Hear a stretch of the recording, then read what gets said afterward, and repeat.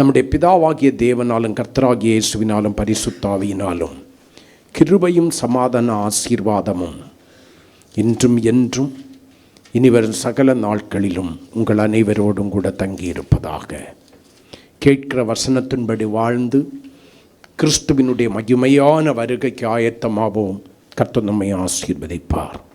தொடர்ந்து கர்த்தருடைய வசனத்தை ரோமருக்கு எழுதின நிருபம் 12ஆம் அதிகாரம் 2வது வசனத்தின் அடிப்படையில் வாசித்து கொண்டிருக்கிறோம்.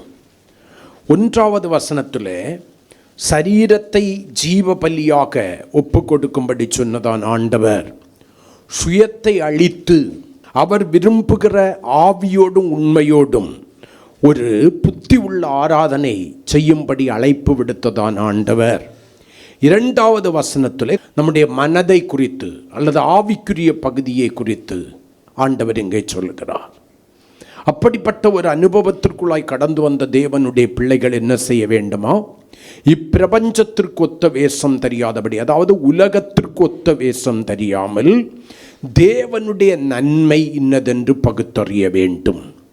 முதலாவது உலகத்திற்கொத்த வேஷத்தை விட்டு அதை கலைத்து போட்டு மனம் திரும்ப வேண்டும். அதை குறித்து சில நாட்கள் தியானித்தோம். அதற்கு பின்பு 2வதாக தேவனுடைய நன்மை இன்னதென்று பகுத்தறிய வேண்டும். 3வதாக தேவனுடைய பிரியம் என்ன என்று சொல்லி பகுத்தறிய வேண்டும் என்று சில வாரங்கள் நாம் தியானித்தோம். இன்றைக்கு 4வதாக தேவனுடைய பரிபூரணம் என்ன என்று சொல்லி தேவனுடைய பிள்ளைகள் பகுத்தறிந்தால்தான், மறுபடியும் சொல்கிறேன், தேவனுடைய பரிபூரணம் என்ன, தேவனுடைய குறைவற்ற செய்கை என்ன என்பதை குறித்து அல்லது குறைவற்ற கிரியை என்ன என்பதை குறித்து பகுத்தறிந்தால்தான் மறுரூபம் அடைவதற்கு தகுதியாக்குகிற மனம் புதிதாகிற அனுபவத்திற்குள்ளாய் கடந்து வருவோம். நம்முடைய மனம் புதிதாகாமல் மறுரூபம் அடையவே முடியாது. மனம் எந்த அளவிற்கு புதிதாகிறதோ அந்த அளவிற்கு நம்ம மறுரூபம் அடைவதற்கு தகுதி உள்ளவர்களாய் மாறுகிறோம். அப்போ வேதம் நமக்கு கற்றுக் கொடுக்கிற 3வது பகுதி சொல்லுகிறது, பரிபூரணமான சித்தம் இன்னதென்று பகுத்தறியத்தக்கதாக உங்கள் மனம் புதிதாகிறதுனாலே மறுரூபமாகுங்கள். ஒரு முறை 6வது அந்த வசனத்தை வாசிக்கலாம்.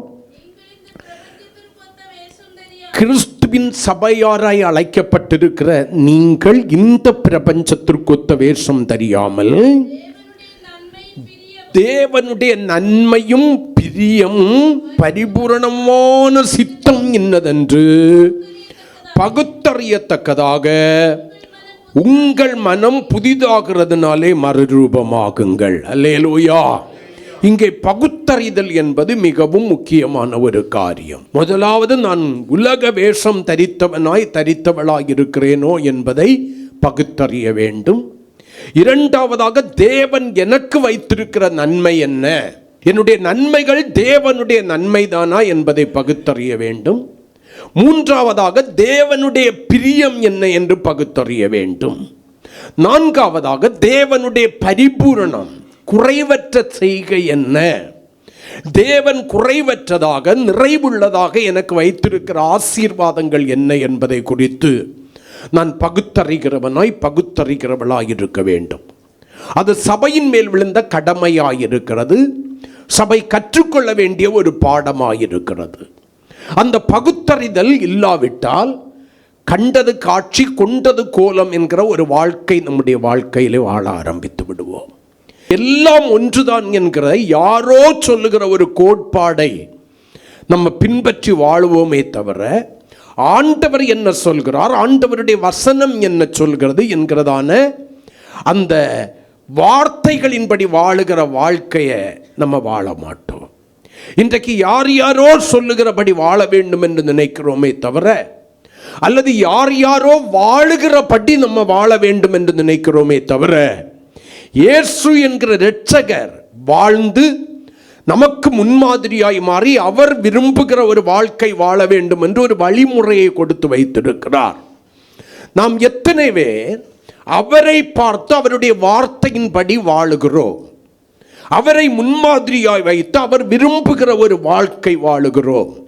அவருடைய அடிச்சுவடுகளை பின்பற்றி வாழுகிறோம் என்பதை நீங்கள் உங்களுக்காய் கேள்வி கேட்பீர்களே. ஆனால் நம்மில் அநேகம் பேர் நான் அப்படிதான் வாழுகிறேன் என்று சொல்லி வாயினால் சொன்னால் கூட நம்முடைய மனசாட்சியை நம்மை குற்றவாளியாக தீர்க்கும்.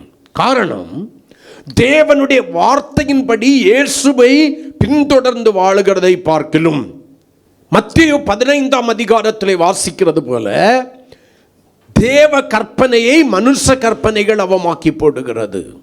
வேதத்தில் அங்கே இப்படியா எழுதப்பட்டிருக்கும். மனுஷ கற்பனைகளை உபதேசங்களாய் போதித்து தேவனுடைய கற்பனைகளை என்ன பண்ணிட்டார்கள்? அவமாக்கி விடுகிற ஒரு காரியம். ஏன் அவைகள் அவமாகினதான்? தேவனுடைய கற்பனைகள் ஏன் அவமானது? உங்கள் பாரம்பரியங்களினாலே தேவனுடைய கற்பனையை என்ன பண்ணுகிறீர்கள்? அவமாக்கி போடுகிறீர்கள் என்று சொல்லி வேதம் நமக்கு கற்றுக் கொடுக்கிறது. அப்ப தேவனுடைய பிள்ளைகள் புரிந்து கொள்ள வேண்டிய ஒரு காரியம் இங்கே எழுதப்பட்டிருக்கிறது. நீங்கள் பகுத்தறிகிறவர்களாயிருக்க வேண்டும். எல்லாவற்றையும் சோதித்து பார்த்து நலமானதை பிடித்துக் கொள்ளுங்கள் என்று சொல்லி வேதம் சொல்கிறது. எந்த ஒரு தேவனுடைய பிள்ளையும் நான் வாழுகிறது வாழ்க்கை, நான் விரும்புகிறது தான் வாழ்க்கை என்று சொல்லி எண்ணிவிட முடியாது. மற்றவர்களுக்கு பிரமாணம் கொடுக்கப்பட்டிருக்கிறதோ இல்லையோ, பழைய ஏற்பாட்டிலே பரிசுத்தவான்களுக்கு பிரமாணம் கொடுக்கப்பட்டதை போல புதிய ஏற்பாட்டிலும் தேவனுடைய கிறிஸ்துவின் சபையார் அல்லது கிறிஸ்துவினுடைய மனவாட்டியாகிய சபை இப்படிதான் வாழ வேண்டும் என்கிற பிரமாணம் கொடுக்கப்பட்டிருக்கிறது. அந்த பிரமாணத்தை இன்னைக்கு அநேகம் பேர் சுருக்கி கொண்டார்கள். எப்படி சுருக்கி கொண்டார்கள்? நீ ஞானஸ்நானம் எடுத்தா போதும், சபைக்கு வந்தா போதும், காணிக்க கொடுத்தா போதும், தசம பாகம் கொடுத்தா போதும், நீ கிறிஸ்துவனுடைய மாம்சத்தை புசித்து இரத்தத்தை பானம் பண்ணுகிறதுல ஆகிய திருவிருந்தில் பங்கெடுத்தா போதும், அல்லது கர்த்தருடைய பந்தியில் பங்கெடுத்தா போதும், நீ பரலோகத்திற்கு போய்விடலாம் என்று சொல்லி அந்த உபதேசங்களை சுருக்கி கர்த்தர் வாழும்படியான சொன்ன கட்டளைகளை போதிக்காதபடி, கற்பனைகளை போதிக்காதபடிக்கு இது இவ்வளவும் கை கொண்டாலே நீ மனம் திரும்பினியா, ஓகே, குணப்படலைனாலும் பரவாயில்லை, மனம் திரும்புதலுக்கேற்ற கனிகளை கொடுக்கலைனாலும் பரவாயில்லை, ஞானஸ்நானம் எடுத்தியா, இப்படி உபதேசத்தை சுருக்கி கொண்டார்கள். ஞானஸ்நானம் எடுத்துட்டியா, நீ பரலோகத்துக்கு போயிடுவேன். இனி மாறாம ஞானஸ்நானம் கொடுக்கிற சிலர் உபதேசிக்கிறதை நான் பார்த்துருக்கிறேன். இனி நீங்கள் என்ன பண்ணணும்னா தசம பாகம் காணிக்கையெல்லாம் ஒழுங்காக கொடுக்கணும். என் வேதத்திலே எழுதப்படாத பகுதி. அப்போ கொடுக்கண்டாமான்னு கேட்டால் புதிய ஏற்பாட்டில் வரும்போது மன உற்சாகமாய் அவன் தன்னுடைய மனதிலே நிர்ணயித்தபடி மன உற்சாகமாய் கொடுக்கிறவனிடத்தில் தேவன் பிரியமாய் இருக்கிறார். அவ்வளவுதான். அதே வேதம் சொல்கிறது, நீ எந்த அளவின்படி அளக்கிறாயோ அந்த அளவின்படி உனக்கு அளக்கப்படும். நான் ஒன்றுக்கு தெளிவுபடுத்துகிறேன், நீங்கள் கொடுக்கிறதுனாலே பரலோகத்துக்கு போக முடியும்னு என்னுடைய வேதம் சொல்லலை. நீங்கள் கர்த்தருக்கு என்று கொடுக்கிறது நிமித்தம் உங்களுக்கும் உங்களுடைய சன்னதிகளுக்கும் சில நன்மைகளை பரலோகத்தின் தேவன் பகிர்ந்தருளுகிறார். அவ்வளவுதான். ஆமென் சொல்லுங்களேன். அல்லேலூயா. இனி கிறிஸ்துவின் மாம்சமாகிய கர்த்தருடைய பந்தியில் அப்பத்தையும் ரசத்தையும் புசிக்கிறதுனால, பாலம் பண்றதுனால செய்கிற எல்லாரும் நித்திய ஜீவனுக்கு போவாங்கன்னு என்னுடைய வேதம் சொல்லலை. அதற்கு கொடுக்கப்பட்டிருக்கிற பிரமாணத்தை என்ன பண்ணுகிறோம்? மீறி மாம்சத்தை புசிச்சா போதும், இரத்தத்தை பானம் பண்ணினா போதும். 1 கொரிந்தியர் 11ஆம் அதிகாரத்தில் பிரமாணம் கொடுக்கப்பட்டிருக்கிறது. இங்கே பிரமாணத்தை குறித்து யாருக்கும் கவலை இல்லை. நான் தகுதி உள்ளவனாய் என்னை நானே நிதானித்தறிந்து மரணத்திற்கு தப்பும்படி, நியாய தீர்ப்புக்கு தப்பும்படி, வியாதிக்கு தப்பும்படி, தேவ கோபாக்கினைக்கு தப்பும்படி தகுதி உள்ளவனாய் தகுதி உள்ளவளாய் இந்த கிறிஸ்துவனுடைய மாம்சத்தை புசித்து இரத்தத்தை பானம் பண்ணுகிறேனோ என்று சொல்லி பகுத்தறிகிற தன்மை இன்றைக்கு அநேகருக்கு கிடையாது. எடுத்தா பரலோகத்துக்கு போயிடலாம். நான் அப்படி சொல்லவே மாட்டேன். எடுக்கணுமா? நான் கேட்டால் எடுக்கணும். பிரமாணத்தை கை கொண்டு எடுக்கணும். இதையெல்லாம் செய்துகிட்டு முக்கியமாக ஒரு கட்டளை நமக்கு எழுதப்பட்டிருக்கிறது. சிலர் விட்டு விடுகிறதை போல சபை கூடி வருதலை விட்டு விடாதிருங்கள் என்று. ஆனால் சபை கூடி வருதலை, சபை என்பது என்ன? ரட்சிக்கப்பட்டவர்களின் கூட்டம். அப்போஸ்தலர் 2:47 அப்படி எழுதப்பட்டிருக்கிறது. ரட்சிக்கப்படுகிறவர்களை கர்த்தர் அனுதினமும் சபையிலே கொண்டு வந்து சேர்த்தார். அப்ப ரட்சிக்கப்பட்டவர்களின் கூட்டம் தான் சபை. ரட்சிக்கப்படுகிறது எப்படின்னு சொல்லி கடந்த நாட்களில் நம்ம தியானிச்ச 4 படிகளை நான் கடந்து வர வேண்டும். இதுல ஒரு படியை நான் தவறுனேன்னா கூட என்னுடைய ரட்சிப்பு நிறைவேறாது. பவுல் சொல்கிறார், உங்களுடைய ரட்சிப்பு நிறைவேற என்ன பண்ணுங்க? பிரயாசப்படுங்கள் என்று சொல்லுகிறார். அப்ப இந்த 4 படிகளையும் நான் கடந்து பூரணனாகும் போதுதான் நான் ரட்சிக்கப்படுகிறேன். அல்லேலூயா. அந்த ரட்சிப்புக்கு பேர் என்ன? ஆத்தும ரட்சிப்பு என்று வேதம் சொல்லுகிறது. அப்ப இந்த உபதேசங்களை எல்லாம் இன்றைக்கு சபை விட்டு விட்டது. சபையினுடைய நோக்கம் என்ன? நான் இடத்தை எக்ஸ்டெண்ட் பண்ணிக்கிட்டே இருக்கணும், கூட்டம் கட்டுக்கடங்காததாய் வரணும், மற்ற சபையில் இருக்கிறவங்க கூட ஏன் சபைக்கு வரணும், என் சபையில் உங்கள் சபையில் எத்தனை பேருன்னு கேட்டால் இத்தனாயிரம் பேர் என்று சொல்ல வேண்டும் என்று சொல்லி தங்களுடைய வசதி வாய்ப்புகளை பெருக்கிக் கொள்ளும்படியாக தந்திரமான கட்டுக்கதைகளான உபதேசங்களை உள்ளே புகுத்திவிட்டு தேவனுடைய கற்பனைகளை அவமாக்கி போட்டார்கள் என்று சொல்லுவேன். தேவனுடைய நோக்கம் சபையில் நிறைவேறல்ல. இன்னைக்கு ஆட்டமும் பாட்டமும் கூத்தும் இருந்துச்சுனாலே பரலோகத்திற்கு போகலாம் என்று சொல்கிற ஒரு கூட்டம், வசனத்திற்கு எந்த விதமான முக்கியத்துவம் கொடுக்காத ஒரு கூட்டம், ஆசீர்வாதம் ஆசீர்வாதம் என்று சொல்லி ஆசீர்வாதத்தை மட்டும் மையப்படுத்துகிற ஒரு கூட்டம். நீ ரட்சிக்கப்பட்டாலும் பரவாயில்ல, நீ ரட்சிக்கப்படலைனாலும் பரவாயில்ல, ரட்சிக்கப்படாதவர்களுக்காக ஜெபம் பண்ணுன்னு சொல்லிக்கிட்டு நம்மை பலிகடாக்குகிற ஒரு கூட்டம். மொத்தத்தில் நான் தேவனுடைய பரிபூரணம் என்ன என்று சொல்லி பகுத்தறிந்து அவருடைய பரிபூரணத்தை சுதந்தரித்து மனம் புதிதாகி மறுரூபம் அடைவதற்கு என்னை தகுதி இல்லாதவனாய் சபைகள் மாற்றிக்கொண்டிருக்கிறதே தவிர தேவனுடைய பரிபூரணம் என்ன என்று சொல்லி பகுத்தறிந்து கிறிஸ்துவின் ராஜ்யமாகிய பரலோக ராஜ்யத்திலே நான் சுதந்தரிப்பதற்கு என்னை வழி நடத்துகிற சபை எது? எத்தனை தேவனுடைய ஊழியக்காரர்கள் நம்முடைய தேசத்திலே அப்படி இருக்கிறார்கள்? அப்ப இன்னைக்கு சபையாய் கூடி வந்திருக்கிற நம்ம பிரபஞ்சத்திற்கொத்த வேஷம் இருக்கிறதோ என்று பகுத்தறிந்து விட்டோம், தேவனுடைய நன்மை என்ன என்று சொல்லி பகுத்தறிந்து விட்டோம். ஆனா கீழ்ப்படிஞ்சமான்னு எனக்கு தெரியாது. தேவனுடைய பிரியம் என்ன என்று சொல்லி பகுத்தறிந்து விட்டோம். அந்த பிரியம் இன்னதென்று சோதித்தறிந்து அவருக்கு பிரியமாய் நம்ம நடத்து கொண்டிருக்கிறோமான்னு எனக்கு தெரியாது. கர்த்தர் சபையோடு கூட பேசி கொண்டிருக்கிறார், அவ்வளவுதான் தெரியும். ஆனா இன்னைக்கு கர்த்தர் சொல்லுகிற ஒரு காரியம், இவ்வளவு 3 காரியங்களை பகுத்தறிந்த நீ தேவனுடைய பரிபூரணம் என்ன என்பதை நீ பகுத்தறிய வேண்டும். அல்லேலூயா. காரணம் என்ன? கொலோசியருக்கு எழுதின நிருபம் 2ஆம் அதிகாரம் 9வது வசனத்தை நீங்கள் வாசிக்கிறதான வேளையிலே, ஏனென்றால் தேவத்துவத்தின் பரிபூரணம் எல்லாம் சரீர பிரகாரமாக அவருக்குள் வாசமாயிருக்கிறது. அல்லேலூயா. யாருக்குள்? ஆண்டவராகிய இயேசு கிறிஸ்துவுக்குள் தேவத்துவத்தின் பரிபூரணம் எல்லாம், தேவனுக்குரிய பரிபூரணம் எல்லாம் இயேசு கிறிஸ்துவுக்குள் என்ன இருக்கிறது? வாசமாயிருக்கிறது. அப்படி தேவத்துவத்தின் பரிபூரணத்தை அடைந்த இயேசு கிறிஸ்துவின் இரத்தத்தினாலாகவும் சபை விலைக்கிரயமாய் கொள்ளப்பட்டது. சபையை குறித்து எவனுமே இது ஏன் சபை ஏன் சபை ஏன் சபைன்னு சொல்லி உரிமை பாராட்ட முடியாது. காரணம், சபையினுடையதான உரிமையாளர் யாரு? ஆண்டவராகிய இயேசு கிறிஸ்து. அதற்காக கிரயம் செலுத்தி இருக்கிறது அவர் தான். ஆமென். நம்ம எல்லாம் யாருன்னா, நான் எல்லாம் யாருன்னா ஒரு வேலைக்காரன். நான் இல்லைன்னா என்னை தள்ளிவிட்டு என்னுடைய ஸ்தானத்தில் சவுலை தள்ளிவிட்டு தாவீதை ஏற்படுத்தினதை போல இன்னொருவனை கர்த்தர் ஏற்படுத்தி விடுவார். ஆகையினால என்னுடைய சபை என்று சொல்லி நான் பெருமை பாராட்ட முடியாது. நான் ஒரு ஊழியக்காரன், அவ்வளவுதான்.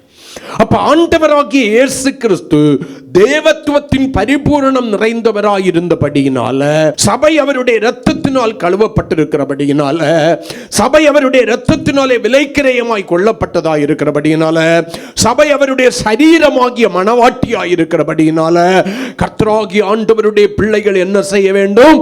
தேவனுடைய பரிபூரணம் இன்னதென்று பகுத்தறிகிறவர்களாய் இருக்க வேண்டும். ஆமென். அதுல நீங்க தவறிடக்கூடாது. ஆமென். தேவனுடைய பரிபூரணம் என்ன? அந்த தேவத்துவத்தின் பரிபூரணம் எல்லாம் அவருக்குள் வாசமாயிருந்ததே என் ஆண்டவராகிய இயேசு கிறிஸ்துவுக்குள். அந்த தேவத்துவத்தின் பரிபூரணம் என்ன? இன்னும் ஒரு வசனத்தை வாசிக்கலாம். எபேசியர் 3ஆம் அதிகாரம் 18-19 வசனங்கள்.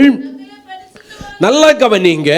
சகல பரிசுத்தவான்களோடும் கூட கிறிஸ்துவனுடைய அன்பின் அகலமும் நீளமும் ஆழமும் உயரமும் இன்னதென்று உணர்ந்து. யாரோடு கூட? சகல பரிசுத்தவான்களோடு கூட. தேவ சபையாகிய தேவனுடைய பிள்ளைகள் உணர்ந்து கொள்ள வேண்டிய ஒரு காரியம் என்னவா? கிறிஸ்துவனுடைய சபையின் தலைவராயிருக்கிற கிறிஸ்துவனுடைய அன்பின் அகலமும் நீளமும் ஆழமும் உயரமும் இன்னதென்று உணர்ந்து. நான் அடிக்கடி சொல்வேன், சபை என்ன பண்ணிடக்கூடாது? உணர்ச்சி அடைந்துடக்கூடாது. சபை எப்பொழுது எப்படி இருக்கணும்? உணர்வுடையதாக இருக்கணும். உணர்ச்சி என்பது அந்த நேரத்தில் வரும் போயிடும். உணர்வு என்பது கிறிஸ்துவின் வருகையின் நாள் மட்டும் நமக்குள்ளாய் அவருடைய வருகைக்கென்று நம்மை உணர்த்தி ஆயத்தப்படுத்தி கொண்டே இருக்கும். அல்லேலூயா. அடுத்த வசனம் சொல்லுகிறது, அறிவு கட்டாத அந்த அன்பை. கிறிஸ்துவினுடைய அன்பு எப்படிப்பட்டதா? நம்முடைய அறிவுக்கு எட்டாத அன்பு, எல்லை இல்லாத அன்பு. ஏன்னா முந்தின வசனத்தில் சொல்லுறது அதுக்கு என்ன கிடையாது? அகலம், நீளம், ஆழம், உயரம், அளவில்லாத அன்பு. அந்த அன்பு, அந்த அன்புக்கு பேர் என்னது? அளவில்லாத அன்பு. கர்த்தருக்கு ஸ்தோத்திரம். மனுஷன் உங்க மேல வைக்கிற அன்புக்கு ஒரு அளவு இருக்கும். ஒரு அளவுக்கு மீறி எந்த மனுஷனுமே என்ன பண்ண மாட்டான்? அன்பு கூற மாட்டான். கணவன் மனைவியினிடத்தில் வைத்திருக்கிற அன்புக்கு ஒரு அளவு இருக்கும். மனைவி கணவனிடத்தில் வைத்திருக்கிற அன்புக்கு அளவு இருக்கும். ஆமாவா இல்லையா? அதான் இல்லைங்கிறவங்க ஒரு அல்லேலூயா சொல்லுங்க. இருக்கா இல்லையா? நிறைய கணவன் மனைவிக்கு மேல வச்சிருக்கிற அன்பு அவளுக்கு அழகு இருக்கும் வரைக்கும், பலன் இருக்கும் வரைக்கும். இது ரெண்டு என்னைக்கு குறையுதோ அன்பு குறைய ஆரம்பிச்சிடும். மனைவி கணவன் மேல வச்சிருக்கிற அன்பு எதுன்னா, அவன் உழைச்சு ஓடா சேர்ந்து கொண்டு கட்டுக்கட்டா கொடுக்கும் வரைக்கும் தான் அந்த அன்பு. என்னைக்கு நாடி நரம்பு தளர்ந்து போய் படுத்துக் கொள்கிறானோ, எனக்கு பாணியில் சொன்னேன்னா யூஸ்லெஸ் ஃபெல்லோவாக என்னைக்கு மாறுகிறானோ அன்னைக்கு அங்கே அன்பு தாழ்ச்சி ஏற்படுகிறது. இனி பிள்ளைகளுடைய அன்பு நல்லா கவனிச்சுங்க. அந்த பெற்றோர்கள் எல்லாவற்றிலும் மேன்மை உள்ளவர்களாய் தனக்கென்று வசதி வாய்ப்போடு கூட வாழுவதற்கு ஆஸ்திகளையும் சம்பாத்தியங்களையும் சேர்த்து வைத்தவர்களாய் இருக்கிறாங்கன்னா தான் அன்பு. அந்த அன்புக்கும் ஒரு அளவு உண்டு. அப்ப இங்க எல்லாமே அளவுகோலோடு கூட இருக்கிறது. ஆனால் கிறிஸ்து தன்னுடைய மனவாட்டியாகிய சபையின் மேல் கூர்ந்த அன்புல என்ன கிடையாது? அளவில்லாத அன்பு. அந்த அன்பை குறித்து பவுல் சொல்லி விளக்குகிறார் எபேசு சபைக்கு. அறிவு கட்டாத அந்த அன்பை அறிந்து கொள்ள தேவனுடைய பிள்ளைகளாகிய சபையார் எப்படி இருக்க வேண்டும்? வல்லவர்களாயும், அடுத்த வார்த்தை மிகவும் முக்கியம், தேவனுடைய சகல பரிபூரணத்தினாலும் நிறையப்பட்டவர்களாயும், அவர் தமது மகிமையினுடைய ஐஸ்வரியத்தின்படியே உங்களுக்கு அனுகிரகம் பண்ண வேண்டும் என்று வேண்டிக் கொள்கிறேன். சகல பரிபூரணத்தினாலும் சபை நிரப்பப்பட வேண்டும்.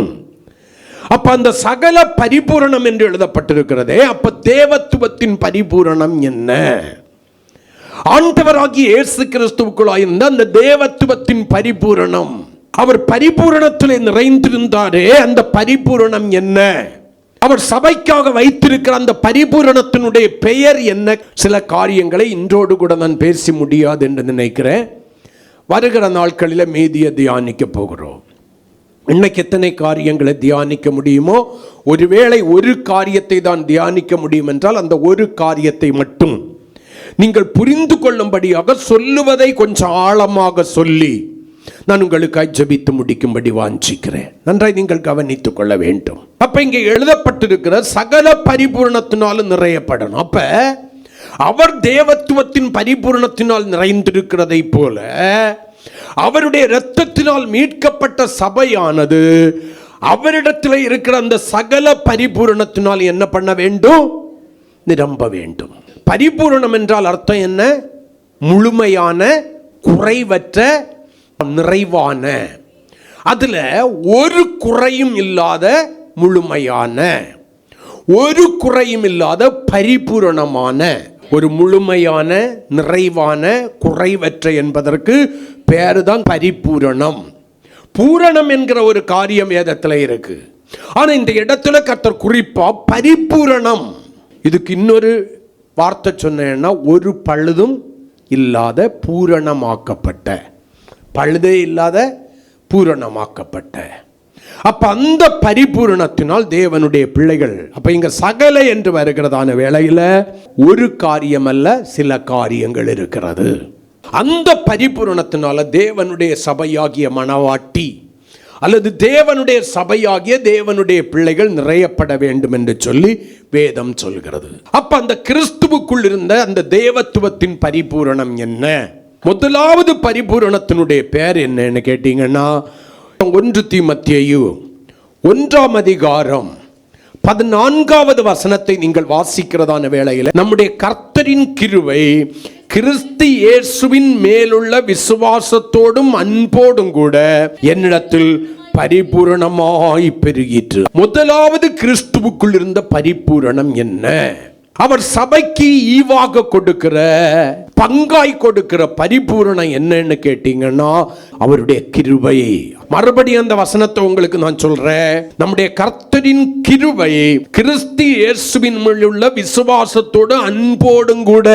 கிருபை எப்படியா? விசுவாசத்தோடும் அன்போடும் கூட பரிபூரணமாய் என்னிடத்தில் பெருகிற்று. என்னிடத்தில் எப்படி பெருகிற்று? பரிபூரணமாய் பெருகிற்று என்று சொல்லி, தேவத்துவத்தின் பரிபூரணம் இயேசுவுக்குள்ளால இருந்துச்சு. அந்த பரிபூரணத்தை கர்த்தர் எனக்கு தந்தார். அந்த பரிபூரணத்திலே நான் பெருகினேன் என்று சொல்லி அப்போஸ்தலனாகிய பவுல் நமக்கு சாட்சி கொடுக்கிறார்.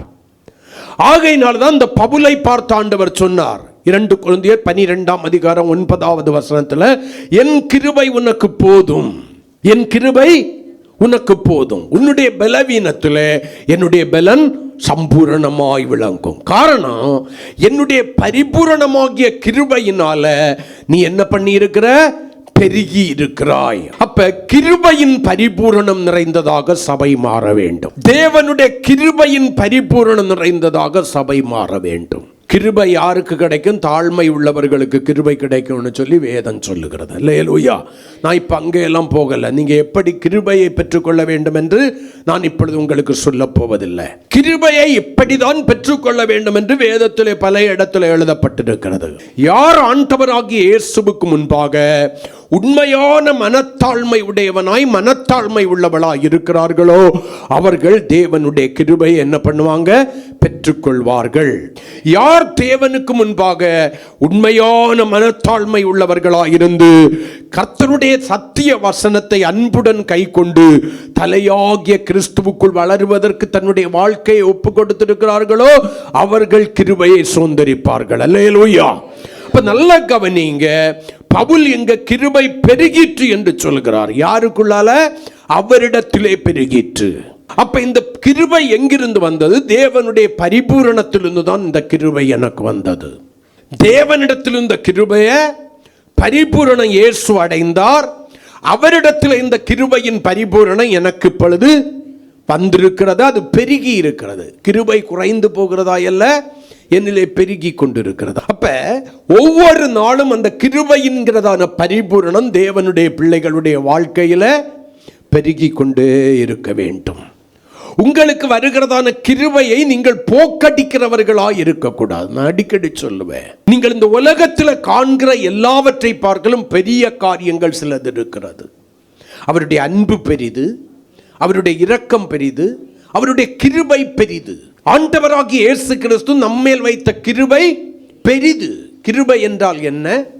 தகுதி இல்லாத ஒருவன் மேல் காட்டப்படுகிறதான ஈவு, இரக்கம் என்றெல்லாம் சொல்லலாம். ஒரு தகுதியும் இல்லை. தகுதி இல்லாம அதுக்கு நீங்க பாத்திரரான்னு தெரியாது. நான் சொல்லுவேன் தைரியமா, நான் அபாத்திரனாய் தான் இருந்தேன்.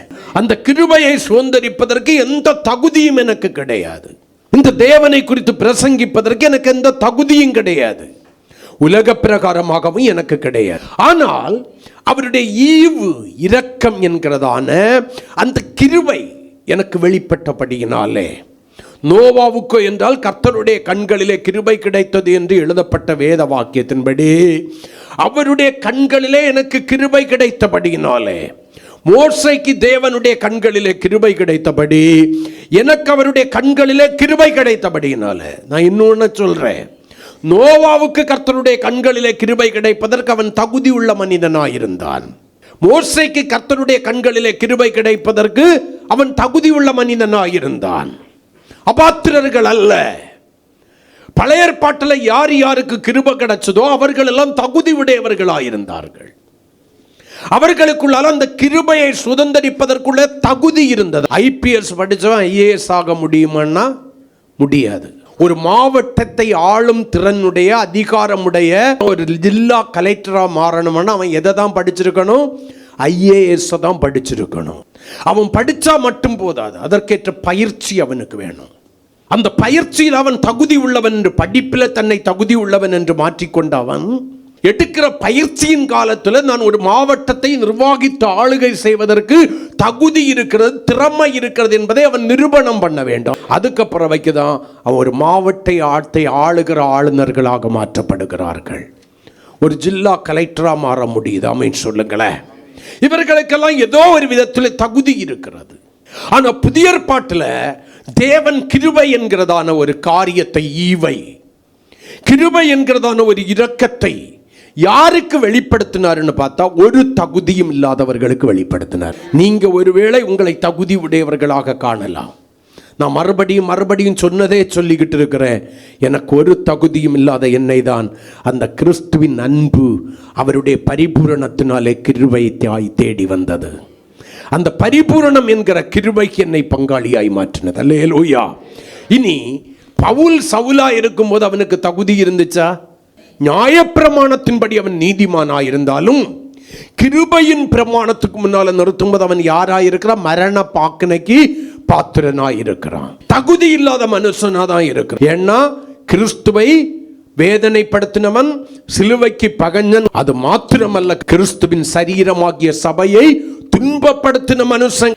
அப்படிப்பட்ட தகுதி இல்லாத மனிதனையும் அந்த கிருபை விட்டு வைக்கவில்லை. அந்த கிருபையாகிய ஈவு, அந்த கிருபையாகிய தயவு, அந்த கிருபையாகிய இரக்கம் தகுதி இல்லாத சவுலை யாராய் மாற்றிற்று? பவுலாய் மாற்றிற்று. பிரதான அப்போஸ்தலர்களில் ஒருவனாக மாற்றிற்று. அப்ப யார் மேல இந்த கிருபை என்கிற பரிபூரணம் இறங்கி வருகிறதோ, யார் அதற்கு தங்களை உட்படுத்திக் கொள்கிறார்களோ, அவர்கள் எப்பேற்பட்டதான தகுதியற்றவர்களாய் இருந்தாலும் ஏதோ ஒரு விதத்திலே தேவன் தகுதி உள்ளவர்களாய் மாற்றுகிறார். பூமியில் அவனுக்கு அதற்குரிய அங்கீகாரம் கிடைக்கலன்னா கூட பரலோகம் என்கிற தேவனுடைய ராஜ்யத்திற்கு உட்படும் பிரவேசத்தை இந்த கிருபை உனக்கு பெற்று தருகிறது. கரங்களை கொட்டி கர்த்தரை மகிமைப்படுத்துவோம். ஆமென். தேவனுடைய ராஜ்யமாகிய கிறிஸ்துவின் ராஜ்யம் எனப்பட்ட பரலோக ராஜ்யத்திற்கு உட்படும் பிரவேசத்தை எனக்கு இந்த கிருபை என்கிற பரிபூரணம் பெற்றுக் கொடுக்கிறது. நான் தேவனற்றவன், பாளையத்திற்கு புறம்பாய் கிடந்தேன். நான் தேவனுக்கு சொந்த ஜனம் அல்ல. அந்த கிருபை என்னை என்ன பண்ணுச்சு தெரியுமா? தேவனுக்கு சொந்தமானவனாய் பாளையத்திற்குட்படும் பிரவேசம் உடையவனாக மாற்றுவது மட்டுமல்ல, தேவனுடைய ஜீவனுக்கு அந்நியனாய் இருந்த என்னை தேவனுடைய ஜீவனுக்கும் பங்காளியாய் மாற்றிட்டு. ஆமென் சொல்லுங்களேன். இதெல்லாம் எனக்கு எங்கே இருந்து வந்துச்சு? அவருடைய கிருபை என்கிற பரிபூரணத்திலிருந்து வந்தது.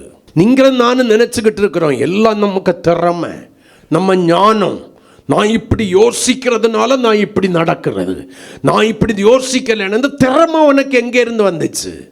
நீ யார் தெரியுமா? பேசிக்கலி ஒரு கழுதை. உன்னை எதுக்கு தெரியுமா சாத்தான் யூஸ் பண்ணிக்கிட்டு இருந்தான்? அழுக்கு மூட்டைகளை சுமப்பதற்கு. இயேசு உன்னை யாரா மாற்றினார்? ராஜாதி ராஜாவாகி அவரை சுமக்கிறவராய் மாற்றினார். அதுதான் கிருபை. மனுஷனால் புறக்கணிக்கப்பட்ட, கழுத்தை முறித்து தள்ளப்பட வேண்டிய கழுதையை கூட அவர் விட்டு வைக்கலாம். அதன் மேலும் கிருபையை வச்சார். மனுஷனால் புறக்கணிக்கப்படுகிற அற்பமான ஜந்துவாகி அந்த கழுதையில தான் அவர் என்ன பண்ணினாரு? பவனி சென்றார். கரங்களை கொட்டி. பிலேயாமின் நாட்களில் பிலேயாமுக்கு முன்னாலே இந்த கழுதையை என்ன பண்ணினாரு? மேன்மைப்படுத்தினார். நம்ம அழுக்கு மூட்டையை சுமக்கிறதான, பாவ மூட்டைகளை சுமக்கிறதான கழுதைகளாய் தான் சாத்தான் நம்மளை அடிமைப்படுத்தி வைத்திருந்தான். உங்களையும் என்னையும் கிருபையாய் தேடி வந்து நம்மேல் என்கிறதான அடிமைத்தனம் என்கிற நுகத்தை உடைத்து, யோவான் 8 எழுதப்பட்டதை போல பாவம் செய்கிற எவனும் பாவத்திற்கு அடிமையாயிருக்கிறான் என்று எழுதப்பட்டிருந்தது. அந்த பாவம் என்கிற அடிமைத்தனத்தின் நுகத்தை உடைத்து கிருபையின் பரிபூரணத்தினாலே கர்த்தர் தம்முடையவனாய் என்னை மாற்றினார். இப்பொழுது நான் அந்நியனும் பரதேசியும் அல்ல, தேவனுடைய வீட்டாரும் அவருடைய சொந்த ஜனமுமாய் மாற்றப்பட்டிருக்கிறேன். நான் சாதாரணமானவன் அல்ல, கிறிஸ்துவின் சரீரத்திலே நான் அவயமாய் இணைக்கப்பட்டிருக்கிறேன். இதை எனக்கு பெற்று தந்தது எது? கிருபையின் பரிபூரணம். இந்த கிருபையின் பரிபூரணம் எனக்கு கிடைக்கலன்னா, இந்த தயவு எனக்கு வெளிப்படலைன்னா, இந்த ஈவு எனக்கு வெளிப்படலைன்னா, இந்த இரக்கம் எனக்கு வெளிப்படலைன்னா, நான் இன்னமும் யாராதான் இருந்திருப்பேன். என்னை பார்க்கல நீதி உள்ளவர்கள் சொன்ன அநேக பேர் இன்னும் கழுதையா தான் இருந்துகிட்டு இருக்கான், பாவ மூட்டையை சுமக்கிறவனாய். நம்ம பரிசுத்தம் உள்ளவர்களாய் மாற்றப்பட்ட பின்பு நம்முடைய ஐக்கியம் தவறானவர்களோடு கூட இருக்கிறபடியினாலே, தவறான உறவுகளை தேர்ந்தெடுக்கிறபடியினாலே, தவறான நண்பிகளை தேர்ந்தெடுக்கிறபடியினால, மீட்கப்பட்ட பின்பும் பாவம் என்கிற அடிமைத்தனத்திற்கு நம்ம என்ன பண்றோம்? இடம் கொடுத்துடுறோம். சரி, நம்ம தான் அடிமைப்பட்டு போயிட்டோம்னா நல்லா இன்னும் ஓடிக்கொண்டிருக்கிற சிலரையும் கலாத்திய சபையை வழித்தப்பி விலகி ஓட செய்ததை போல எப்படியாகலும் நமக்குட்படுத்த பார்க்கிறோம். அப்பதான் நம்ம சரியா ஓட முடியும், கண்டிப்பு இல்லாம ஓட முடியும். இதுதான் வஞ்சிக்கிற ஆவியினுடைய மிகுந்த தந்திரம். நீங்க நல்லா புரிஞ்சுக்கிடணும். அவன் வெளிப்படையா வந்து உங்களை எல்லாம் கிருபையிலிருந்து விழச் செய்ய மாட்டான். அல்லேலூயா. அவ்வளவு சீக்கிரமா கர்த்தர் உங்கள் மேல் வைத்த கிருபையை என்ன பண்ண மாட்டாரு? விலக்க மாட்டார். ஆனால் நீங்கள் உங்களுக்கு கொடுக்கப்பட்டிருக்கிற கிருபையை போக்கடிக்கலாம். நீங்கள் மறுபடியும் பாவம் என்கிற அடிமைத்தனத்திற்குட்படும் போது அவர் கிருபையின் பரிபூரணத்தை உணராமல், அதில் நிறைவாமடையாமல், பெருகாமல், அதிலிருந்து நீங்கள் கிருபையை உதாசீனப்படுத்துகிறதான வேளையில் அந்த கிருபையின் மேன்மையை நீங்கள் கொண்டாடாத போது நீங்கள் என்ன பண்ணலாம்? உங்களுக்கு வரும் கிருபையை நீங்கள் போக்கடிக்கலாம். நம்ம ஆளுங்களுக்கு தெரிஞ்சதெல்லாம் கிருபைன்னு சொன்ன உடனே வரங்கள். நெவர். வரங்கள் அல்ல இங்கே எழுதப்பட்ட கிருபை. மறுபடியும் சொல்றேன், வரங்கள் வேறு, இந்த கிருபை என்கிற வார்த்தை வேறு. இது தேவனுடைய ஈவு, இரக்கம், தயவு. ஒரு தகுதியும் இல்லாத என் மேல் அவர் வெளிப்படுத்தின ஈவு, ஒரு தகுதி இல்லாத என் மேல் அவர் வைத்த தயவு, ஒரு தகுதி இல்லாத என் மேல் அவர் வைத்ததான இரக்கம்தான். அதனுடைய முழு பெயர் தான் கிருபை, கிருபை, கிருபை. அந்த கிருபை தான் இன்னைக்கு நம்மை இந்த உலகத்தில் அவருடைய கிறிஸ்துவின் சரீரத்தின் அபயமாக அல்லது சபையில் அங்கமாக வைத்திருக்கிறது. கரங்களை கொட்டி கர்த்தரை மகிமைப்படுத்துவோமா? அல்லேலூயா. அப்ப நல்லா கவனிங்க, நம்முடைய கர்த்தரின் கிருபை கிறிஸ்து இயேசுவின் மேல் உள்ள விசுவாசத்தோடு அன்போடும் கூட என்னிடத்தில் பரிபூரணமாய் பெருகிற்று. அப்ப கிருபையின் பரிபூரணம் கிறிஸ்து எனக்கு வைத்திருக்கிறார். அந்த கிருபையின் பரிபூரணத்தில், அதாவது அந்த கிருபையில கொஞ்சம் கூட குறைவற்றவனாய் இருந்து விடக்கூடாது, நிறைவுள்ளவனாய் நிறைவுள்ளவளாய் நான் இருக்க வேண்டும் என்று ஆண்டவர் விரும்புகிறார். பவுலுக்குள்ளால் அந்த கிருபை என்ன பண்ணுச்சா? பெருகினது போல, வளர்ந்து பெருகினதை போல. பெருக்கம் என்றாலே ஆக்கிரமித்தல். பெருக்கம் காலியா எடுக்கிறதை என்ன பண்ணுது? ஆக்கிரமித்தல். அப்ப நான் அடிமையாயிருந்த அந்த அடிமைத்தனத்தின் நுகத்தை உடைத்தறிந்து சாத்தானுக்கு எனக்குள்ளால இருந்த பங்கை அப்புறப்படுத்திவிட்டு இந்த கிருபையாகிய பரிபூரணம் என்னிலே வளர்ந்து பெருகி கிறிஸ்துவுக்குடையவனாய் என்னை மாற்றுகிறது. கரங்களை கொட்டி கிருபையின் பரிபூரணத்தில் நான் பெருகணும். கிருபை குறைஞ்சிடக்கூடாது. எனக்கு வருகிற கிருபையை நான் போக்கடித்து விடக்கூடாது. வளர்ந்து பெருகுகிறவனாய் இருக்க வேண்டும். அல்லேலூயா. யோவான் 1:16-17 வசனங்களை வாசிக்கலாம். வேதம் என்ன சொல்கிறது? நன்றாய் கவனியுங்கள் அந்த வசனத்தை. அவருடைய பரிபூரணத்தினால் நாம் எல்லோரும், இதுதான் பெருக்கம், கிருபையின் மேல் கிருபை. ஆபிரகாம் ஆசீர்வதிக்கும் போது என்ன சொன்னாரு? ஆசீர்வதிக்கவே, நல்லா கவனிங்க, அந்த ஆசீர்வாதத்தினுடைய பெருக்கத்திற்கு ஒரு அடையாளத்தை நான் சொல்றேன். ஆசீர்வதிப்பேன் என்று அல்ல, ஆசீர்வதிக்கவே ஆசீர்வதித்து பெருக பண்ணுவேன். அப்ப ஆசீர்வாதத்தின் மேல் ஆசீர்வாதம். அதே போலதான் இங்க கிருபையின் மேல் கிருபை, கிருபையின் மேல் கிருபை. அப்ப நான் ஒரு தடவை கிருபை பெற்றுக்கொண்டு அதோட நிப்பாட்டிடக்கூடாது. கிருபையின் மேல் நான் கிருபை பெற்றுக்கொண்டே இருக்க வேண்டும். ஒவ்வொரு நாளும் அந்த கிருபைக்கு பாத்திரனாக நான் மாறிக்கொண்டே இருக்க வேண்டும். தகுதி உள்ளவனாக என்னை மாற்றிக்கொண்டே இருக்க வேண்டும். காலைக்கு காலை அவருடைய கிருபைகள் புதிதாயிருக்கிறது என்று வேதம் சொல்கிறது. அப்போ ஒவ்வொரு நாளும் சூரியன் தன்னுடைய முகத்தை இந்த பூமியிலே வெளிப்படுத்துவதற்கு முன்பாக அதிகாலையிலே இருட்டோடு கூட எழுந்து என்னுடைய பலவீனத்தை பார்க்காதபடி, என் சூழ்நிலையை பார்க்காதபடி, என்னுடைய சோர்வுகளை பார்க்காதபடி அந்த கிருபைக்காய் நான் காத்திருக்கணும். ராத்திரி ஃபுல்லாக செல்லை எடுத்து வச்சு ரேடியோ கேமை விளையாடிட்டு, ராத்திரி ஃபுல்லாக பார்க்கக்கூடாதெல்லாம் பார்த்து ரசிச்சுட்டு, ஒரு காலத்தில் நம்ம போட்டால் வீட்டில் இருக்கிற எல்லாருக்கும் தெரியும் இன்னைக்கு எதை பார்க்கணும்னாலும் ரகசியமா பார்த்துடலாம். நமக்கென்று ஒரு தனி அறை, அந்த அறைக்கென்று ஒரு கதவு, அதுல 2-3 கொண்டி. அவ்வளவு சீக்கிரமா உடைச்சுக்கிட்டு யாரும் வர மாட்டாங்க. மனுஷனுக்கு ஃபேன் போட்டாலே வேர்த்து கொட்டுகிற நேரத்தில் பெட்ஷீட்டை எடுத்து கீழே இருந்து மேலே வரைக்கும் போர்த்திக்கிட்டு பெட்ஷீட்டுக்குள்ளால பிரைட்னஸை கம்மி பண்ணி வச்சுக்கிட்டு செல்லில் கிருபையை தேடிக்கிட்டு இருக்கிறோம். கண்ட சினிமாவை பார்த்து கிருபையை தேடுறோம். கண்ட கேமை விளையாடி கிருபையை தேடிக்கிட்டு இருக்கோம். வாட்ஸ்அப்லையும் இன்ஸ்டாவிலையும் ஷார்ட் பண்ணியே கிருபையை தேடிக்கிட்டு இருக்கிற காலம். கிருபையை தேடி தேடி தேடி தேடி இந்த பித்து பிடிச்சது போல விடிய காலம் 3-3:30 வரைக்கும் தூங்காம எழும்பி கிருபையை தேட வேண்டிய நேரத்தில் தூங்கக்கூடாது. கிறுக்கு பிடிச்சிரும். அதுக்கு என்ன பேசுறதுன்னு தெரியாது, என்ன செய்யறோம்னு தெரியாது. அதிகாலையில் கிருபையை தேட வேண்டிய நேரத்தில் எதை தேடிக்கிட்டு இருக்கிறோம்? படுத்துங்கிட்டு கடைசியில் அரக்க பறக்க எழும்பி கிருபையும் வேண்டாம், ஒன்றும் வேண்டாம், கிருபையின் மேல் கிருபையும் வேண்டாம், கிடைச்ச கிருபையில் பெருகவும் வேண்டாம், இருக்கிற கிருபையை போக்கடித்துக் கொண்டிருக்கிற சபையார் தான் இன்னைக்கு அதிகம். யோசித்துக்கொள் சபையே. கிருபையை தேட வேண்டிய நேரத்தில், கிருபையை தேட வேண்டிய நேரத்தில், கிருபையில பெருக வேண்டிய நேரத்தில், கிருபையின் மேல் கிருபையை சுதந்திரிக்க வேண்டிய நேரத்தில் இழுத்து போர்த்திட்டு தூங்கிறாத. எதை எப்போ கிடைக்கணுமோ அப்போதான் நீ வாங்கணும். ஆமை சொல்லுங்களேன். காலதாமதமான பின்பு நீ ஏசாவை போல் அழுவதனால ஒரு பிரயோஜனமே இல்லை. காலையில் 4 மணிக்கு 4:30 5க்குள்ளால வாங்க வேண்டிய கிருபையை 7 மணி 7:30 மணி 9 மணி 9:30 மணி 10 மணி. வேதம் சொல்றதை கொஞ்சம் கவனிங்க. கிருபையின் மேல் அவருடைய பரிபூரணத்தினால், அவருடைய பரிபூரணத்தினால் நாம் எல்லாரும் கிருபையின் மேல் கிருபை பெற்றுக்கொள்ள வேண்டிய நேரத்தில் பெற்றுக்கொள்ளணும். அடுத்த வசனம் எப்படி எனில், நியாயப்பிரமாணம் மோசேயின் மூலமாய் கொடுக்கப்பட்டது, கிருபையும் சத்தியமும் இயேசு கிறிஸ்துவின் மூலமாய் உண்டாயின. ஆகையினாலே தகுதி இல்லாத என்னை அந்த கிருபையின் பரிபூரணம் கிறிஸ்துவினுடையவன் ஆக்கிற்று. கரங்களை கொட்டி. ஒருவேளை இந்த நியாயப்பிரமாணத்தின் மூலம் கிருபை வந்திருக்கும்னா இந்த கிருபைக்கு நான் பங்காளியாய் மாறி இருக்க முடியாது. இன்னும் தகுதி இல்லாதவனாய், தேவனற்றவனாய், பாளையத்திற்கு புறம்பே தான் இருந்திருப்பேன். தேவனுக்கு சொந்தமல்லாத ஜனமாய் தான் இருந்திருப்பேன். ஆனால் நியாயப்பிரமாணத்தின் மூலமாய் அல்ல, நியாயப்பிரமாணத்தை நிறைவேற்றும்படி இந்த உலகத்திலே மனுஷகுமாரனாக வந்த, சிலர் சொல்றாங்களே கோதுமைக்கு வந்தாரு, அது வெளிநாட்டு தெய்வம், அது பால் பொடிக்கு வந்த தெய்வம் இல்ல. என் இயேசு உலக ரட்சகராக வந்தவர், பாவிகளை ரட்சிக்கும்படியாக வந்தவர், தேவனற்றவர்களுக்கு தேவன் ஆகும்படி வந்தவர் என் ஆண்டவராகிய இயேசு. அவர் மனிதனால் உருவாக்கப்பட்டவர் அல்ல. சிலர் நினைக்கிறது போல கன்னி மரியாளுக்கும் யோசேப்புக்கும் பிறந்தவர் அல்ல. பரிசுத்த ஆவியினாலே கன்னி மரியாளுடைய வயிற்றிலே உருவானவர். வார்த்தை மாம்சமாய் வந்தது.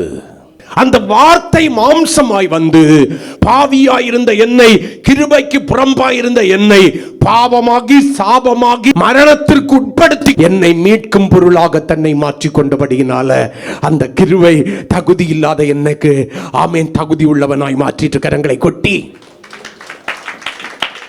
அந்த கிருபையில நாம் பரிபூரணம் அடையணும். ஆண்டவர் தந்த கிருபையில அப்போஸ்தலனாகிய பவுல் பரிபூரணம் அடைந்ததை போல நானும் பரிபூரணம் அடையணும். கிருபையின் மேல் கிருபை பெறணும். இன்னைக்கு கிடைச்ச கிருபையை வச்சு 1 வருஷம் ஓட்டிடக்கூடாது. கிருபையை போக்கடிச்சிருவேன். ஹல்லேலூயா. சிலங்களுக்கு ஆண்டில் 1 நாளைக்கு தான் எழுப்புதல் வரும். காலையில் 3 மணிக்கெல்லாம் எழும்பிடுவாங்க. எழும்பி அன்னைக்கு ஒரு மணி நேரம் ஜெபம் பண்ணுவாங்க. அந்த ஒரு அனுபவத்தை வச்சு அந்த ஆண்டு முழுவதும் காலையில் 3 மணிக்கே எழும்பி ஜெபம் பண்ணேன். தினமும் 3 வேளையோ 2 வேளையோ 1 வேளையோ சாப்பிட தெரியுதில்ல. 1 வேளை சாப்பிடறது வரலன்னா சுகர், அல்சர், வாயு கொட்டுன்னு கொட்ட தெரியுதில்ல. ஏன் 1 வேளை இல்லை 3 வேளை சாப்பிட்டுக்கிட்டு 1 வருஷம் ஃபுல்லாக இருந்து பாரு.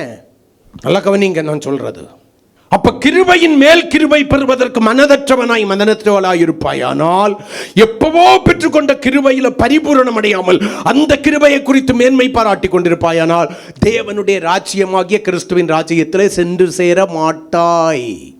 இந்த கிருபையில் பரிபூரணம் அடைந்து, கிருபையின் மேல் கிருபை அடைந்து, கிருபையிலே பெருகி வளர்ந்து, கிருபையிலே நிலை நின்றால் மட்டுமே கிறிஸ்துவின் ராஜ்யமாகிய தேவனுடைய ராஜ்யத்தில் சென்று சேரும் பாக்கியத்தை நீ பெறுவாய். உனக்காக யாரோ ஜெபிக்கிறாங்கன்னு நினைச்சிடக்கூடாது. நீ தேவனுடைய சமூகத்தில் ஜெபிக்கணும். என்னைக்கோ ஒரு நாளைக்கு ஜெபிக்கிறத வச்சுக்கிட்டு பெருமை பாராட்டிட்டு இருக்கக்கூடாது. ஒரு காலத்தில் நான் எல்லாம் எப்படி ஜெபம் பண்ணுவேன், அந்த காலத்தில் ஜெபம் பண்ணினேன். அந்த காலத்தில் உனக்கு அம்மா கூவரக காய்ச்சி தந்தா, இப்போ கூவரக காய்ச்சி தரட்டா பீடிங் பாட்டில் விட்டு? அந்த காலத்தில் பீடிங் பாட்டில் கூட கிடையாது. ஏன் இருந்து பாரு, கூவரகம் குடிச்சிட்டு. எலும்புக்கு வலிமையானது, சரீரத்துக்கு புஷ்டியானது. அது மட்டும் முடியாதுல்ல. அப்ப கிருபை மட்டும் ஏன் புறக்கணிக்கப்படுகிறது? மறுபடியும் அந்த வாசனத்தை வாசிக்கிறேன். நல்லா கவனிங்க வேதம் சொல்றத. அவருடைய பரிபூரணத்தினால் நாம் எல்லோரும் கிருபையின் மேல் கிருபை பெற்றோம். அந்த கிருபை நியாயப்பிரமாணத்தில் இருந்ததுன்னா எனக்கு கிடைச்சிருக்காது, கிறிஸ்துவில் இருந்து வந்தது. அந்த கிருபை எனக்கு என்ன பாக்கியத்தை கொடுத்து தெரியுமா? இயேசுவை போல மாறும் பாக்கியத்தை இந்த கிருபை எனக்கு கொடுத்திருக்கிறது. அந்த கிருபையின் பரிபூரணம் என்பது எதை குறிக்கிறது தெரியுமா? என்னை இயேசுவை போல முழு மனிதனாக மாற்றுவதை குறிக்கிறது. கரங்களை கொட்டி ரோமர் 5ஆம் அதிகாரம் 17வது வசனத்தை கொஞ்சம் வாசிங்க. ரோமர் 5:17. அல்லாமலும் ஒருவனுடைய மீறுதலினால், அந்த மீறினவன் யாரு? முதல் மனிதனாகி ஆதாம். அந்த ஒருவன் மூலமாய் மரணம் ஆண்டு கொண்டிருக்க, அந்த ஒருவன் யாரு? மீறின முதல் மனிதனாகி ஆதாம். கிருபையின் பரிபூரணத்தையும் நீதியாகிய ஈவின் பரிபூரணத்தையும் பெறுகிறவர்கள் இயேசு கிறிஸ்து என்னும் ஒருவராறு ஜீவனை அடைந்து ஆளுவார்கள் என்று அதிக நிச்சயமாய் கரங்களை கொட்டி. அப்ப இந்த கிருபையின் பரிபூரணம் கடைசியில என்ன எங்க கொண்டு போய் நிறுத்துகிறது? கிருபையின் பரிபூரணம் என்ன எங்கே கொண்டு போய் நிறுத்துகிறது? தேவனுடைய ஜீவனிலே. நான் யாராயிருந்தேன்? தேவனுடைய ஜீவனுக்கு அந்நியனாய் கிடந்தவன். அல்லேலூயா. கிறிஸ்துவில் இருந்து வெளிப்பட்ட இந்த கிருபையின் பரிபூரணம் என்னை தேவனுடைய ஜீவனுக்கு பாத்திரனாய் மாற்றுகிறது. கரங்களை கொட்டி அல்லேலூயா. அதனால தான் புலம்பல் 3:22 சொல்லுகிறது, நாம் நிர்மூலமாகாதிருப்பது, அழிந்து போகாதிருப்பது கர்த்தருடைய கிருபையே என்று சொல்லி வேதம் சொல்கிறது. அல்லேலூயா. நான் அழிந்து போகாதிருப்பது கர்த்தருடைய கிருபை. அந்த கிருபை என்ன பண்ணி இருக்கிறது? அழிந்து போகாதபடிக்கு, நிர்மூலமாகி போகாதபடி பிழைத்திருக்க பண்ணுகிறது. அதை நான் விசுவாசிக்கிறேங்கிறவங்க ஒரு அல்லேலியா சொல்லுங்களேன். அந்த கிருபை தான் என்னையும் உயிரோட வச்சிருக்குன்னு நம்புறவங்க ஒரு அல்லேலியா சொல்லுங்களேன். நாம் நிர்மூலமாக இருப்பது கர்த்தருடைய கிருபை. இயேசு போதுமே போதுமே, இயேசு போதுமே போதுமே, எந்த நாளிலுமே என் நீலையிலுமே எந்த வாழ்வினிலே இயேசு போதுமே. அந்த இயேசு போதுங்கிற அந்த உறுதியோடு கூட அவருடைய கிருபையின் பரிபூரணத்தை சுதந்தரித்து கொண்டு அவர் வைத்திருக்கிற அந்த ஆசீர்வாதத்தை பெறுவதற்கு பின்னானவைகளை மறந்து முன்னானவைகளை நோக்கி கிறிஸ்து இயேசுவுக்குள் தேவன் அழைத்த பரம அழைப்பின் பந்தய பொருளுக்காய் இலக்கை நோக்கி தொடருவோம். முதலாவது கிருபையில் பரிபூரணம் அடையுங்கள். அந்த கிருபை உங்களால் உண்டானதல்ல, அது தேவனுடைய ஈவு. ஆமென். ஒரு தகுதி இல்லாத நம்மேல் வைத்த ஈவு, இரக்கம், தயவு. அந்த கிருபையை போக்கடிக்காதீங்க. மீதிய வருகிற நாட்களில் கிறிஸ்துவினுடைய வருகை தாமதிக்குமே ஆனால் நம்ம தியானிக்கலாம். அப்படி முழங்கால் படியிடுவோம். கர்த்தர் நம்மை ஆசீர்வதிப்பார். Thank you holy spirit in the name of Jesus. Thank you. நன்றி தகப்பனே, உமக்கு ஸ்தோத்திரம். கடைசியில் மரணத்தின் மூலம் அழித்து விட நினைத்த சாத்தானுக்கும் இடம் கொடுக்காம, அவனுடைய இஷ்டத்திற்கும் விட்டு கொடுக்காம, அங்கும் அந்த கிருபையை வெளிப்படுத்தி அந்த கிருபையின் பரிபூர்ணத்தினாலே என்னை மீட்டவர் இன்றைக்கு நடுவிலே உலாவிக் கொண்டிருக்கிறார். என் அன்பு சகோதரனே, சகோதரியே, கிருபையின் பரிபூரணம், அந்த கிருபையில் பரிபூரணம் அடைய வேண்டும். நீ அந்த கிருபையிலே பெருக வேண்டும். கிருபையின் மேல் கிருபை அடைய வேண்டும். கிருபையை பெற்றுக்கொள்ள வேண்டிய நேரத்தில் மிகுந்த மனத்தாழ்மையோடு கூட கிருபையை பெற்றுக்கொள்ள வேண்டும். உங்களுக்கு வருகிறதான கிருபையை நீங்கள் போக்கடிச்சிடக்கூடாது. காரணம், அழியாமையை சுதந்தரிக்க செய்வது இந்த கிருபைதான். கிறிஸ்துவின் ராஜ்யமாகிய தேவனுடைய ராஜ்யத்திலே உங்களை கொண்டு வந்து நிறுத்தப் போகிறது இந்த கிருபைதான். இந்த கிருபை இல்லையல் ஒன்றுமில்லை தேவனுடைய பிள்ளையே. நீ உன்னுடைய குடும்பமும் உங்களுடைய நீதியின் நிமித்தம் அல்ல பிழைத்திருக்கிறது. வாலிபனே, கன்னிகையே, உன்னுடைய நீதியின் நிமித்தமோ உன்னுடைய நற்கிரியைகளின் நிமித்தம் அல்ல இன்னும் பூமியிலே பிழைத்திருப்பது. எப்பவோ சாத்தான் உன்னை வேரோடு கூட அறுத்து போட வேண்டும் என்று நினைச்சான். ஆனால் கர்த்தர் கிருபையாய் உன்னை எதுக்கு தெரியுமா வச்சிருக்கிறாரு? ஹல்லேலூயா. அவருடைய கிருபையின் பரிபூரணத்திற்கு நீ சொந்தக்காரனாய் சொந்தக்காரியாய் மாறி அந்த கிருபையிலே பெருகி கிருபையின் மேல் கிருபையை சுதந்தரித்து கர்த்தருக்கு ஸ்தோத்திரம். Praise God. ஹல்லேலூயா. அந்த கிருபையிலே பூரணம் அடைந்தவளாய் அழியாமையை நீ சுதந்தரித்துக் கொள்ள வேண்டும் என்பதற்காக தான் ஆமே கிறிஸ்து தம்முடைய கிருபையை உங்களிலும் என்னிலும் ஈவாய் வெளிப்படுத்தி இருக்கிறார். உங்க தகுதியின் நிமித்தம் அல்ல. மறுபடியும் சொல்றேன், வாலிப மகனே, மகளே, பிரிய சகோதர சகோதரி, உங்களுடையதான தகுதியின் நிமித்தம் அல்ல. நீங்கள் நல்லவர்கள் என்கிறபடியினால் அல்ல, நற்கிரியைகளை செய்கிறவர்கள் என்கிறபடியினால் அல்ல, நீங்கள் நீதி உள்ளவர்கள் என்கிறபடியினால் அல்ல. இன்னும் நீ சாவாமல் பிழைத்திருப்பது எதனால் தெரியுமா? அவருடைய கிருபை, கிருபை, கிருபை, கிருபை, கிருபை, கிருபையின் பரிபூரணம். இருக்கிற எத்தனை பேர் சொல்ல முடியும்? எஸ், சகோதரன் சொல்லலாம், சகோதரிகள் சொல்லலாம், வாலிபர்கள் கன்னிகைகள் கூட சொல்லலாம். எத்தனையோ விதங்களிலே மரணம் என்னை தேடி வந்தது. ஆனால் சாத்தானுடைய இஷ்டத்திற்கும் மனுஷனுடைய இஷ்டத்திற்கும் ஒப்பு கொடுக்காதபடி அவருடைய கிருபையின் பரிபூரணத்தினாலே அழியாமையை நான் சுதந்தரித்துக் கொள்ள வேண்டும் என்பதற்காக இன்னும் இந்த பூமியிலே என்னை வைத்திருக்கிறாரே. அவர் என் மேல் வைத்த கிருபை பெரிது என்று சொல்ல மாட்டீங்களா? அவர் என் மேல் வைத்த கிருபை பெரிது என்று சொல்ல மாட்டீங்களா? அவர் என் மேல் வைத்த கிருபை பெரிது என்று சொல்லி தேவனை வாயை திறந்து துதிக்க மாட்டீங்களா? கொஞ்சம் கூழுக்கு ஆசைப்பட்டு, கொஞ்சம் பாவத்திற்கு ஆசைப்பட்டு, தவறான ஐக்கியத்தில் போய் சேர்ந்து, தவறான உறவுகளுக்கு உன்னை உட்படுத்தி உனக்கு கொடுக்கப்பட்டிருக்கிற கிருபையை போக்கடிச்சிடாத. கிருபையை காத்துக்கொள். ஆண்டவர் சொல்கிறார், என் கிருபை உனக்கு போதும். அந்த கிருபைக்குள்ளால தான் சகல சம்பூரணமான ஆசீர்வாதங்களும் இருக்கிறது. கிருபையை போக்கடிக்காமல் காத்துக்கொள். அந்த கிருபை பரிபூரணம் உள்ளவனாய் உன்னை மாற்றும். பரிபூரணம் உள்ளவளாய் உன்னை மாற்றும். எப்படியாகலும் அந்த கிருபையை புதிதாக்கி கொண்டு கிருபையின் மேல் கிருபை பெற்று அதில் வளர்ந்து பெருகி அழியாமை சுதந்தரிப்பதற்கு நம்மை அர்ப்பணிப்போம். கர்த்தர் நம்மை ஆசீர்வதிப்பார்.